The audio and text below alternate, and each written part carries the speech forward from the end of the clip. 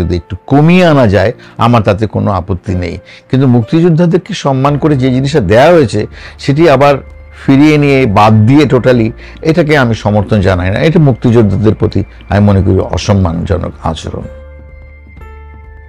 তাই এই আন্দোলনের মাধ্যমে কোটা ব্যবস্থা সরকার নতুন করে পর্যালোচনা করবে এবং পাশাপাশি সাধারণ শিক্ষার্থী ও চাকরি প্রার্থীরাও তাদের যোগ্যতা অনুযায়ী চাকরি পাবে।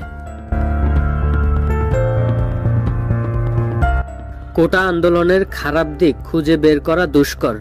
জনজীবনে ভোগান্তি আর তীব্র যানজট ছাড়া তেমন কিছুই চোখে পড়ে না। সরকারি চাকুরিতে নিয়োগের ক্ষেত্রে কোটা ব্যবস্থার ইতিহাস পর্যালোচনা করলেই বোঝা যায় যে কোটা সংস্কার জরুরি। সরকারি চাকুরিতে নিয়োগের ক্ষেত্রে ৫৬% কোটাই অগ্রাধিকার কোটা, বাকি ৪৪